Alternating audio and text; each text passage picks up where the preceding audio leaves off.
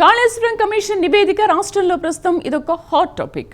Commission నివేదికపై సర్కారు ఎలాంటి action తీసుకోబోతోందని ఇటు ప్రజల్లో అటు రాజకీయ వర్గాల్లో మరోవైపు ఐఏఎస్ అధికారులు కూడా జోరుగా చర్చ నడుస్తోందట. కాళేశ్వరం కమిషన్ ముందు విచారణకు 6 ఐఏఎస్ అధికారులను పిలిచి తుది నివేదికలో ఇద్దరిని చేర్చడంపై ఐఏఎస్ అధికారుల్లో ఒక చర్చ మొదలైందట. విచారణకు వెళ్లింది 6 అధికారులు, సమ్మరీలో ఉన్నవి 2 పేర్లు. ఇందుకీ ఐఏఎస్ అధికారుల్లో జరుగుతున్న చర్చ ఏంటి, వారికి ఉన్న అనుమానాలు ఏంటి? Let's watch.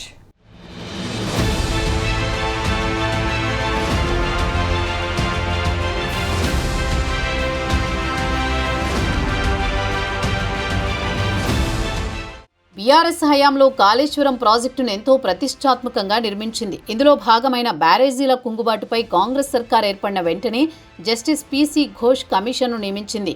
కమిషన్ ఇటీవలే ప్రభుత్వానికి నివేదిక అందజేసింది. అయితే కమిషన్ సమర్పించిన 665 పేజీల నివేదికను రాష్ట్ర ప్రభుత్వంలోని 3 అధికారుల కమిటీ 60 పేజీల సారాంశాన్ని కేబినెట్కు అందించింది. అయితే ఈ 60 పేజీల నివేదికలో 2 ఐఏఎస్ల పేర్లు మాత్రమే ప్రస్తావించడంతో పాటు వారు విధులు సక్రమంగా నిర్వర్తించలేదని స్పష్టం చేసింది. మాజీ సీఎస్ ఇరిగేషన్ సెక్రటరీగా పనిచేసిన ఎస్కే జోషి, సీఎం మాజీ సెక్రటరీ స్మితా సబర్వాల్ పేర్లను పీసీ ఘోష్ ఇందులో ప్రస్తావించారు. ఇప్పుడు ఈ విషయమే బ్యూరోక్రాట్స్లో విస్తృత స్థాయి చర్చకు దారితీసింది.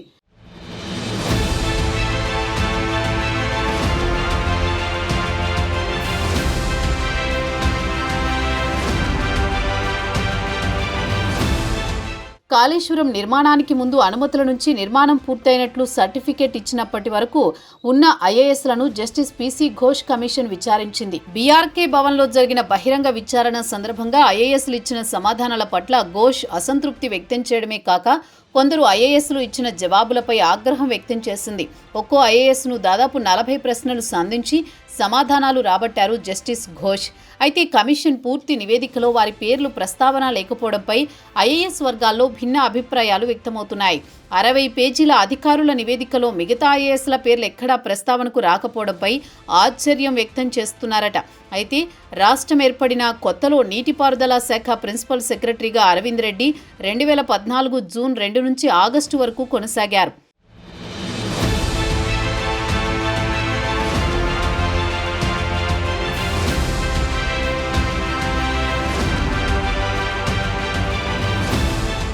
ఆ తర్వాత ఎస్కే జోషి 2015 ఆగస్టు నుంచి 2021 వరకు ప్రిన్సిపల్ సెక్రటరీగా స్పెషల్ సీఎస్గా కొనసాగారు. అదే సమయంలో సీఎస్గా జోషి పదోన్నతి పొందారు. ఇరిగేషన్ శాఖ ప్రిన్సిపల్ సెక్రటరీగా 2016 నుంచి 2019 మే వరకు వికాస్ రాజ్ కొనసాగారు. 2019లో 16 రోజుల పాటు సోమేష్ కుమార్ స్పెషల్ సీఎస్గా వ్యవహరించారు. 2021 ఫిబ్రవరి నుంచి 2023 నవంబర్ వరకు స్పెషల్ సీఎస్ ఇరిగేషన్గా రజత్ కుమార్ బాధ్యతలు నిర్వర్తించారు. కాగా ఆర్థిక శాఖలో ఒకరిద్దరు ప్రిన్సిపల్ సెక్రటరీలు మారినా దాదాపు 10 సంవత్సరాల పాటు ఆ శాఖలో కీలక పదవుల్లో రామకృష్ణారావు కొనసాగారు.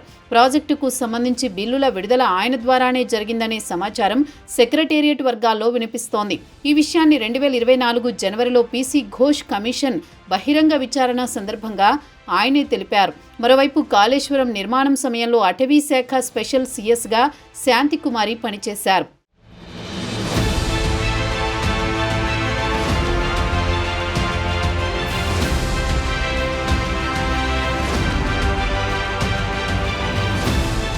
ఇక ప్రభుత్వంలో ఏ ప్రాజెక్టు ముందుకు వెళ్లాలి అన్నా CS, special CS, principal secretary, సెక్రటరీల ప్రమేయం లేకుండా జరగదు. కావున ఐఏఎస్ మంత్రులను, ముఖ్యమంత్రి అడిషనల్ సెక్రటరీని ఏ విధంగా బాధ్యులను చేస్తారని ఐఏఎస్ వర్గాల్లో చర్చ జరుగుతోంది.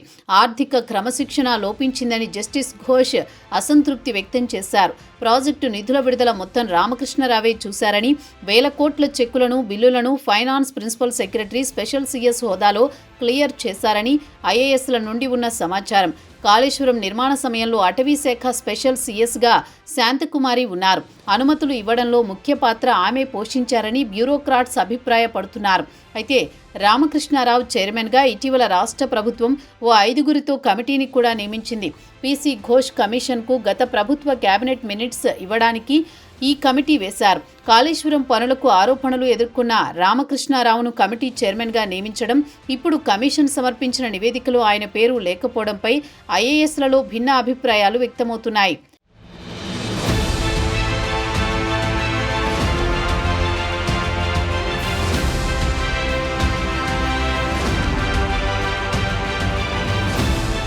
మొత్తానికి ఇలా చర్చ జరుగుతుండగా సచివాలయంలో ప్రభుత్వ ప్రధాన కార్యదర్శి రామకృష్ణారావును ఎమ్మెల్యే మాజీ మంత్రి హరీష్ రావు కలవడం చర్చనీయాంశంగా మారింది. తెలంగాణ తొలి ముఖ్యమంత్రి కేసీఆర్ తరపున స్వయంగా తన తరపున 2 విజ్ఞాపన పత్రాలు సీఎస్కు హరీష్ రావు అందజేశారు. కాళేశ్వరం ప్రాజెక్టుపై పీసీ ఘోష్ కమిషన్ ఇచ్చిన 665 పేజీల నివేదిక ప్రతులను తమకు అందజేయాల్సిందిగా సీఎస్ రామకృష్ణారావును హరీష్ రావు కోరారు. మరి రాష్ట్ర ప్రభుత్వం అసెంబ్లీలో పెట్టే కంటే ముందే 665 పేజీల లేఖను బయటకు విడుదల చేస్తుందా లేదా అనేది చూడాలి. ఆ పూర్తిస్థాయి నివేదికలో మరి ఇంకా ఎవరి పేర్లుంటాయో కూడా చూడాలి.